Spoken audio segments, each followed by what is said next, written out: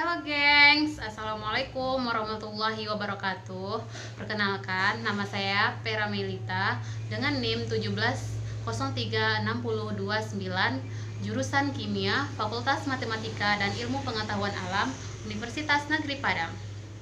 Baiklah, di sini saya akan menjelaskan kepada teman-teman semuanya tentang apa itu kimia komputasi. Pertama, kita harus mengetahui apa sih itu kimia komputasi. Kimia komputasi ini, asalkan teman-teman tahu, merupakan suatu cabang ilmu kimia yang menggunakan teori kimia dan kemudian diterjemahkan ke dalam program komputer untuk menghitung sifat-sifat molekul dan perubahannya. Untuk selanjutnya, kita harus mengetahui apa itu perbedaan antara teori, eksperimen, dan komputasi sendiri. Yang pertama itu teori. Teori ini merupakan analisis suatu fakta dengan fakta yang lainnya, yang nantinya dari fakta-fakta tersebut dapat kita ambil sebuah kesimpulan. Dan dalam ilmu kimia sendiri, teori ini sudah diaplikasikan yaitu dalam modifikasi molekul. Sedangkan eksperimen merupakan suatu tindakan atau pengamatan yang kita lakukan untuk mengecek suatu hipotesis yang merupakan suatu sebab akibat dari suatu gejala. Perannya dalam ilmu kimia yaitu kita dapat mengetahui kadar glukosa yang terdapat dalam tubuh kita sendiri, dan masih banyak contoh-contoh lainnya seperti kita dapat mengetahui kadar glukosa yang terdapat dalam urin kita. Dan yang terakhir yaitu tentang kimia komputasi. Kimia komputasi ini merupakan gabungan antara teori dan eksperimen yang kemudian diaplikasikan dalam sebuah program komputer untuk supaya kita mengetahui struktur molekul dari senyawa tersebut. Contohnya adalah kita dapat mempelajari dan mengetahui tentang reaksi elektrolisis dari NaCl. Dan yang perlu teman-teman ketahui adalah apakah kimia komputasi ini dapat menggantikan sebuah eksperimen? Jawabannya tentu tidak, karena kimia komputasi tidak dapat menggantikan suatu eksperimen, tetapi kimia komputasi dapat menjembatani teori dan eksperimen, dan mereka saling berhubungan satu sama lain.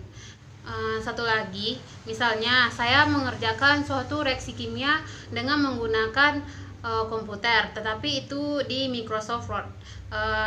Apakah menurut teman-teman itu merupakan suatu komputasi? Jawabannya tentu tidak, karena tidak semua pekerjaan yang kita lakukan dengan komputer itu merupakan sebuah komputasi. Sebab komputasi harus memiliki 3 pilar, yaitu sistem kimia, teori kimia, dan perhitungan kimia.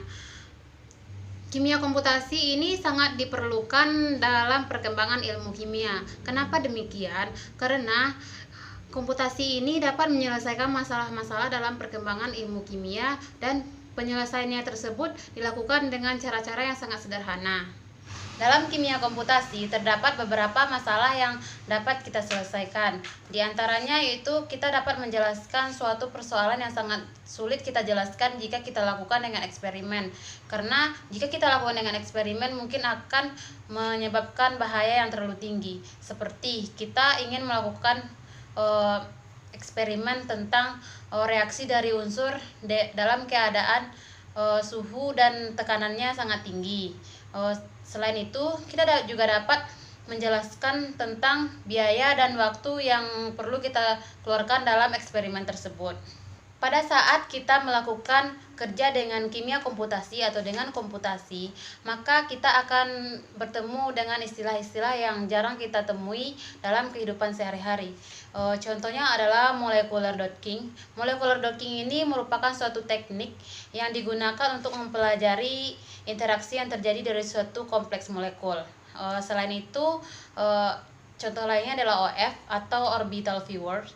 Orbital viewers ini merupakan suatu perangkat lunak yang kita unduh secara gratis untuk mempelajari tentang permodelan atom dan molekul.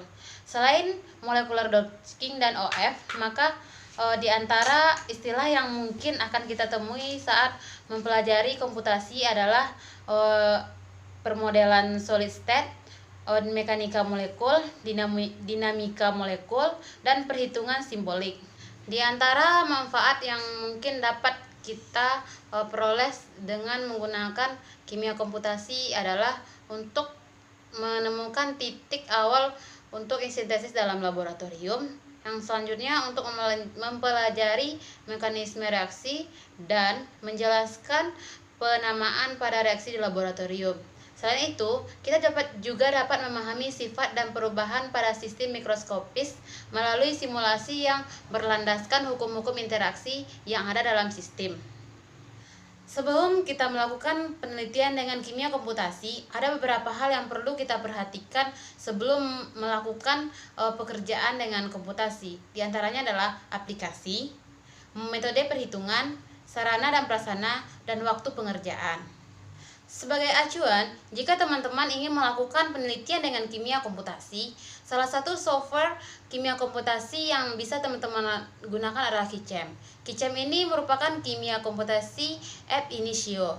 KiChem ini dapat melakukan perhitungan untuk kimia kuantum. Jadi, saya sarankan kepada teman-teman, jika ingin melakukan penelitian tentang kimia kuantum, maka gunakanlah KiChem.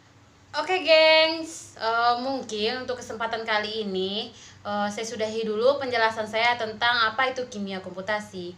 Jadi, bagi teman-teman yang masih penasaran tentang apa itu kimia komputasi, silahkan tunggu video saya selanjutnya ya.